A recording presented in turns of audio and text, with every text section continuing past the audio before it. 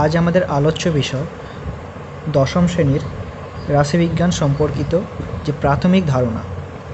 তো এই সম্পর্কিত প্রথমেই যে শব্দটি উঠে আসে সেটি হলো কেন্দ্রীয় প্রবণতা।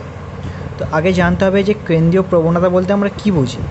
কেন্দ্রীয় প্রবণতা বলতে বোঝায় কোনো তথ্যের কোনো বিশেষ সংখ্যা যেগুলি কি পুরো যে সম্পূর্ণ তথ্যটি দেওয়া থাকবে তা সেই তথ্যগুলিকে প্রতিনিধিত্ব করবে এবং যেগুলি কিনা ওই তথ্যগুলির একবারে মাঝ বরাবর কোনো জায়গায় বা কেন্দ্রীয় অবস্থান মানে পুরো কেন্দ্রে অবস্থান করবে।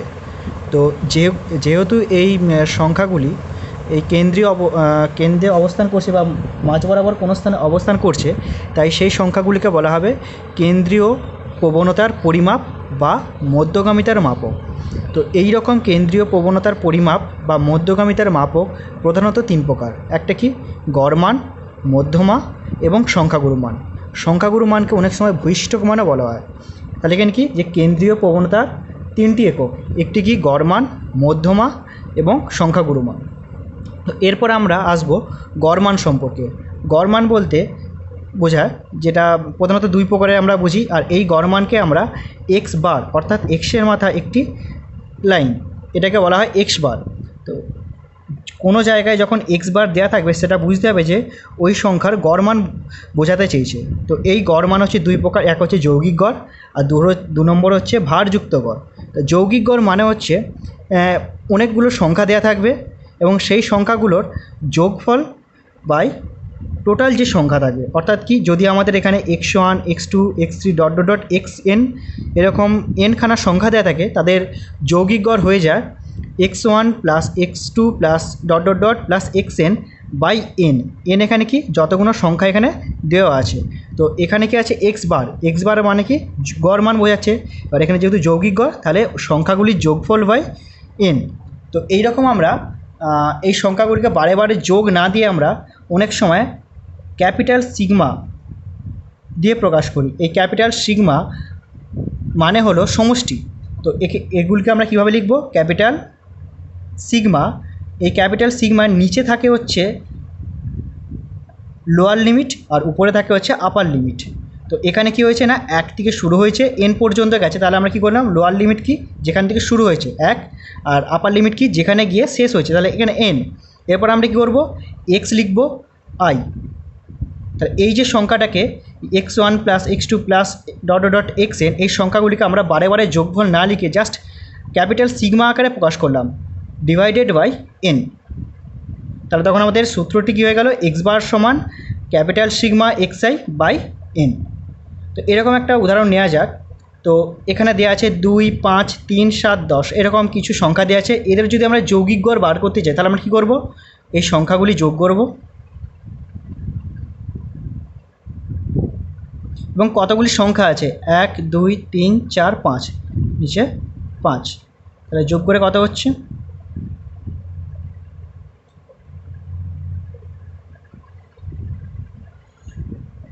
এখানে 7, 10, 20, 27, 5 সমান কত হয়ে যাবে, যদি আমরা ভাগ করি তাহলে 5 5 25, 0.45 20। তাহলে যৌগিক গড় কত হয়ে গেল 5.4। তাহলে এরকম যখন অনেকগুলো সংখ্যা দেওয়া থাকবে তাদের যদি যৌগিক গড় বা গড় নির্ণয় করতে বলে তাহলে আমরা কী করবো, তাদের যোগফল বাই যতগুলো সংখ্যা থাকবে। তো এরপর আসা যাক যে সামেশান বা ক্যাপিটাল সিগমা যেটা, তো সেই সম্পর্কে এখানে দেওয়া আছে ক্যাপিটাল সিগমা 1 to 5, অর্থাৎ কি লোয়ার লিমিট 1 আর আপার লিমিট 5। তো এখানে এক্স আই, তাহলে এটিকে আমরা কীভাবে প্রকাশ করবো, প্রথমে এক্স লিখবো, আই আছে, আই কোথা থেকে শুরু হয়েছিল 1, তাহলে প্রথমে 1। এরপর কি সিগমা যেহেতু মানে তাহলে আমরা কী করবো সমষ্টি মানে কি যোগ দেবো, এরপর আবার এক্স লিখবো যেহেতু এক্স আছে, এবার আয়ের মান কত বসবে, একের পর কি 2, তারপর এক্স 3, এরম করে ডট ডট ডট কত মধ্যে চলবে না, এখানে x4 হয়ে যাবে, আর আপার লিমিট কত আছে x5, তাহলে এখানে হয়ে গেল x5। একইভাবে যদি আমরা ক্যাপিটাল সিগমা 1 to 5 আই নিই, এখানে শুধু আই আছে, তার মানে কি তাহলে আয়ের জায়গায় প্রথমে কি বসাবো 1 বসাবো, এবার যেহেতু সিগমা তার মানে এবার কী হবে যোগ হবে, এবার 1-এর পর কী হয় 2, তারপর 3, তারপর 4, তারপর 5। এটি আমাদের যোগ করে বসাতে হবে। 3 আর 2 5, 10, 15 হচ্ছে। তো একইভাবে যদি আমরা পরের এক্সাম্পলে যাই, এখানে ক্যাপিটাল সিগমা, লোয়ার লিমিট 1, আপার লিমিট 5, আর এখানে হচ্ছে আই স্কোয়ার। তার মানে কী হবে, আয়ের জায়গায় প্রথমে কী বসাবো 1, তাহলে হয়ে গেল প্রথমে 1 স্কোয়ার, তারপর যোগ, তারপর 2 স্কোয়ার, তারপর 2 এর পর 3, তারপর 4 স্কোয়ার, তারপর হচ্ছে 5 স্কোয়ার। তাহলে এইভাবে ক্যাপিটাল সিগমাকে প্রকাশ করতে হয়। তা এটি গেল আমাদের যৌগিক গড় সম্পর্কে আইডিয়া। এরপরে আমরা আসবো ভারযুক্ত গড়। এই ভারযুক্ত গড় আমরা নির্ণয় করি যখন কোনো একটা পরিসংখ্য বিভাজন তালিকা দেওয়া থাকে। তা পরিসংখ্য বিভাজন তালিকা থেকে আমরা গড় মান যখন নির্ণয় করব তখন আমরা ভারযুক্ত গড় নির্ণয় করব। তো এখানে প্রথমে একটি দেওয়া আছে পরিসংখ্য বিভাজন তালিকা, সেখানে কি x1, তো কিছু চলরাশি থাকবে এবং তার সাপেক্ষে কিছু পরিসংখ্যা থাকবে। তো x1 এর সাপেক্ষে পরিসংখ্যা f1, x2 সাপেক্ষে পরিসংখ্যা f2, x3 সাপেক্ষে পরিসংখ্যা f3, এবং এরকম করে কত পর্যন্ত গেছে n পর্যন্ত। এখানে কি হচ্ছে xn এর সাপেক্ষে পরিসংখ্যা fn। তো এখানে আমরা কি করব, প্রথমে x1 f1 গুণ করব, সেটা বসাবো, তারপর কি যোগ, তারপর x2 f2 গুণ করব, বসাবো, তারপর আবার যোগ, তারপর x3 f3 গুণ করব, বসাবো। এরকম করে কত পর্যন্ত যাবে, xn into fn divided by যতগুলো পরিসংখ্যা থাকবে তাদের যোগফল। তার মানে কি f1 plus f2 plus f3 dot dot plus fn পর্যন্ত যাবে। তো এইভাবে আমরা এই ভারযুক্ত গড় যখন নির্ণয় করব, এই যে সূত্রটি আমরা পেলাম, এটি আমরা এরকমভাবে না লিখে ক্যাপিটাল সিগমা আকারেও প্রকাশ করতে পারি। তার জন্য কি করব, ক্যাপিটাল সিগমা, নিচে কি লোয়ার লিমিট বসে, তার মানে কোথা থেকে শুরু হয়েছে 1 থেকে কত পর্যন্ত গেছে n পর্যন্ত, তাহলে n, এরপর কি xi fi, ঠিক আছে। একইভাবে কি নিচে এখানেও সমষ্টি আছে, অর্থাৎ কি আবার সে ক্যাপিটাল সিগমা, নিচে কি লোয়ার লিমিট কোথা থেকে শুরু হয়েছিল 1, আর উপরে আপার লিমিট, তার মানে n, এখানে fi। তাহলে আমাদের এখানে কী হয়ে গেল, এক্স বার সমান capital sigma 1 to n xi fi by capital sigma 1 to n fi। এটি আমাদের ভারযুক্ত পরিসংখ্যা যখন, মানে ভারযুক্ত গড় যখন পরিসংখ্যা বিভাজন তালিকা থেকে গড় নির্ণয় করব, তার এটা সূত্র। তো এরপর যেটি জানতে হবে সেটি হলো এই গড় সম্পর্কিত কিছু সূত্র। এখানে প্রধানত দুটি সূত্রই কাজে লাগবে, যেগুলি আমাদের শর্ট কোশ্চেন করতে কাজে লাগবে। তা প্রথম সূত্র কি, যে সামেশান সিগমা, অর্থাৎ sigma 1 to n a xi, যেখানে a হচ্ছে ধ্রুবক সংখ্যা। ধ্রুবক সংখ্যা মানে কি, অর্থাৎ 1 2 4 এরকম কিছু সংখ্যা। তো এটি যখন থাকবে সেটি আমরা কী লিখব, ওই ধ্রুবক সংখ্যাটি বাইরে চলে আসবে এবং সামেশান বা ক্যাপিটাল সিগমা xi হয়ে যাবে। তো এরকম একটা এক্সাম্পল নিলে কীরকম হবে, এখানে দেওয়া আছে 5i, যেখানে কি লোয়ার লিমিট 1 আর আপার লিমিট 3। প্রথমে কী হবে, যে ধ্রুবক সংখ্যা থাকবে সেটি বেরিয়ে আসবে, তাহলে এখানে 5 কি ধ্রুবক সংখ্যা, তাহলে 5 প্রথমে বেরিয়ে এলো। তারপর capital sigma i equal to 1 to 3i। এরপর আমরা কী করবো, আয়ের জায়গায় মান বসাবো। এবার আই কোথা থেকে আরম্ভ হয়েছিল 1, তাহলে 1 লিখলাম, তারপর কি যেহেতু সিগমা তার মানে প্লাস, এরপর 1 পর 2, এরকম কোন পর্যন্ত যাবে 3 পর্যন্ত। তাহলে কী হলো 5 ইন্টু 3 6, 5 6 30 হলো এখানে। তাহলে আমাদের কী হলো, এখানে ক্যাপিটাল সিগমা 5i সমান হয়ে গেল 30। তো সেকেন্ড যে সূত্র সেটি হলো capital sigma 1 to n a xi plus b. তো এটি যখন হবে সেটি হবে যেটা, তো আমরা প্রথমে ক্যাপিটাল সিগমা এদের সাথে গুণ করব, যেহেতু বি একটি ধ্রুবক সংখ্যা তার জন্য কী হবে, এই বি এর সাথে এখানে যে আপার লিমিট যেটি থাকবে সেটি গুণ হয়ে যাবে, এবং গুণ হওয়ার পর এটি কি সামেশান বা ক্যাপিটাল সিগমা এ xi প্লাস এনবি হবে। আবার কি এটি প্রথম সূত্রে পড়ে গেল, তাহলে ধ্রুবক সংখ্যা বেরিয়ে আসবে, বেরিয়ে এসে ফাইনাল সূত্র এটি হয়ে যাবে। একটা এক্সাম্পল কীরকম, এখানে নেওয়া হয়েছে capital sigma 1 to 3 5i minus 1। তাহলে প্রথম কী কাজ, capital sigma 1 to 3 5i minus দেওয়ার পর কি এখানে 1 আসে, তাহলে 1, কিন্তু 1টা কার সঙ্গে গুণ হবে, 3-এর সাথে। কারণ কি এখানে সূত্রই ছিল বি কার সাথে গুণ হচ্ছিল, আপার লিমিট, এখানে আপার লিমিট কত 3, তাহলে 3 1 3 সমান, এরপর কি 5 যেহেতু ধ্রুবক এটি বেরিয়ে আসবে, তাহলে বেরিয়ে লিখে হয়ে যাবে সামেশান 1 2 3 i মাইনাস 3, তারপর এটি কি সূত্রে পড়ছে আবার যেহেতু সিগমা, তাহলে আমরা কি যোগে সমষ্টি আকারে প্রকাশ করতে পারবো। তার জন্য কী হবে 1 প্লাস 2 প্লাস 3 পর্যন্ত মাইনাস 3 সমান কী হলো 5 ইন্টু 6 মাইনাস 3, তার মানে 30 বিয়োগ 3 সমান 27। তো এই দুটো সূত্র দিয়ে আমাদের অনেক সময় একটি অঙ্ক করতে দেয়, সেটি আসছি এবার। সেই অঙ্কটি হলো এরকম, summation 1 to n xi minus 3 সমান 0 ও summation 1 to n xi plus 3 সমান 66 দেওয়া আছে। বলেছে এখানে এক্স বার মানে কি গড় মান নির্ণয় করতে হবে, এবং এনের ভ্যালু মানে কি পর্যবেক্ষণ সংখ্যা মানে কতগুলি রাশি আছে সেই এনের ভ্যালুটি এখানে আমাদের বার করতে হবে। তো প্রথম কি আমরা যে দুটি ইকুয়েশান দেওয়া আছে সেটা টুকে নিলাম। এরপর কি আমরা এই দুটি যে সূত্র শিখলাম সেই দুটি সূত্র অ্যাপ্লাই করার চেষ্টা করব। তা প্রথম কি হবে, এখানে summation i equal to 1 to n xi minus 3 কি না এখানে যে আপার লিমিট তার সাথে গুণ হয়ে যাবে, তার মানে 3n সমান 0, বা summation i equal to 1 to n xi সমান 3n, এটিকে আমরা 1 নম্বর দিলাম। এবার এটিকে যদি আমরা উভয় পক্ষে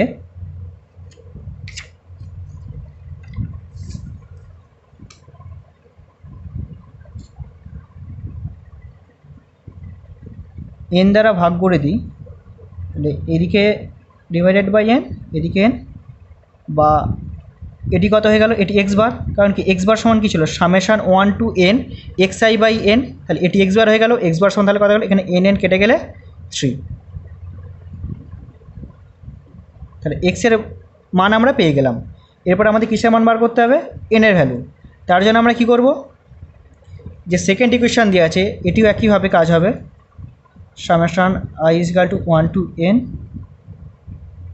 xi প্লাস কি এই যে 3 আছে এটি কি না আপার লিমিটের সাথে গুণ হয়ে যাবে, তার মানে 3n সমান 66, বা সামেশান 1 টু n xi এর ভ্যালু আমরা 1 নম্বরে বার করে রেখেছি কত না 3n, তাহলে এর জায়গায় আমরা কত বসিয়ে দেবো এখানে 3n প্লাস 3n সমান 66, বা 6n সমান 66, বা n সমান 11। তাহলে অতএব কী হয়ে গেল, এক্স বার সমান 3 এবং n সমান 11, এটি হয়ে গেল আমাদের ফাইনাল অ্যান্সার। তো এইভাবে আমরা আরও একটি অঙ্ক করার চেষ্টা করব।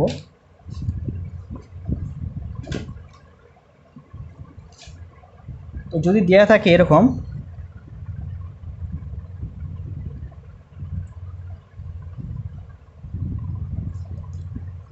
Summation xi is equal to 1 to n minus 7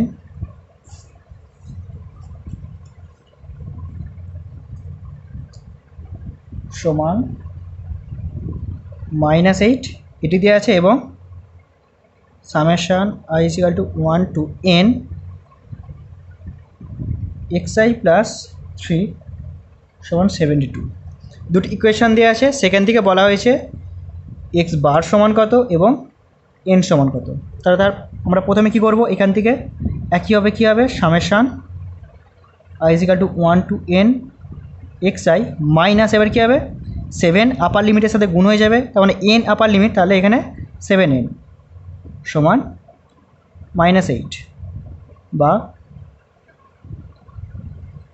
1 to n xi সমান -8 প্লাস 7n,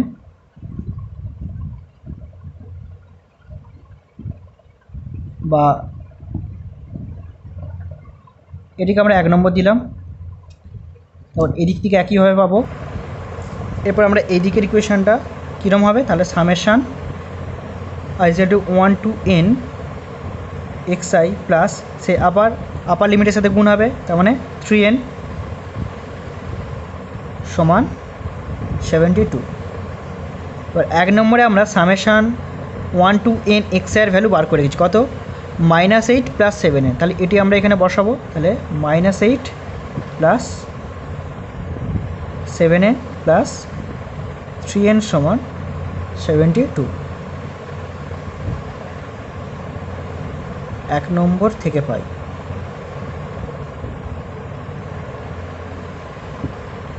বা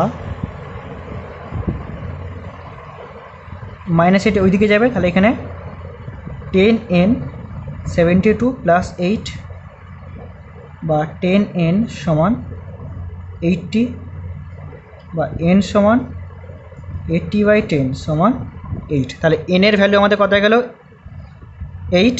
এবার আমরা কী বার করব না x বার। x বার সমান কী হয়, x বার সমান হয় summation i is equal to 1 to n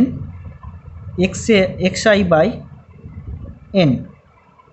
এবার 1 নম্বরে আমরা সামেশান 1 to n এর ভ্যালু বার করেছি, তাহলে কি -8 plus 7n by n। n এর ভ্যালু এখানে কি 8 হয়েছে, তাহলে এখানে 8 বসিয়ে দেবো।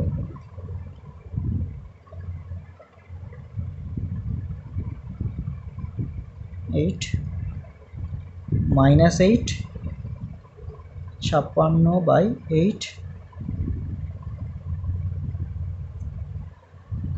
তাহলে এখানে কত হয়ে যাবে 48 66 48। তাহলে কী হলো x বার সমান 6 এবং n সমান 8। এরপর আমরা গড় মান কীভাবে নির্ণয় করতে হয় সেই সম্পর্কে কিছু ধারণা জ্ঞান লাভ করব। গড় মান নির্ণয় করতে আমরা প্রধানত 3টি পদ্ধতি অ্যাপ্লাই করব। প্রথম কি প্রত্যক্ষ পদ্ধতি, দ্বিতীয় কল্পিত গড় পদ্ধতি এবং থার্ড ক্রমবিচ্যুতি পদ্ধতি। তা প্রত্যক্ষ পদ্ধতিতে যে ফর্মুলাটি লাগবে সেটি হলো x বার সমান summation fi xi by summation fi। এবং কল্পিত গড় পদ্ধতিতে x বার সমান a plus summation fi di by summation fi। এবং ক্রমবিচ্যুতি পদ্ধতিতে x বার সমান a plus h summation fi ui by summation fi। এই 3টি পদ্ধতির সাহায্যে আমরা গড় মান নির্ণয় করতে পারি। তো পরের ভিডিওতে আমরা আলোচনা করব যে এই 3টি পদ্ধতির সাহায্যে কীভাবে আমরা গড় মান নির্ণয় করব।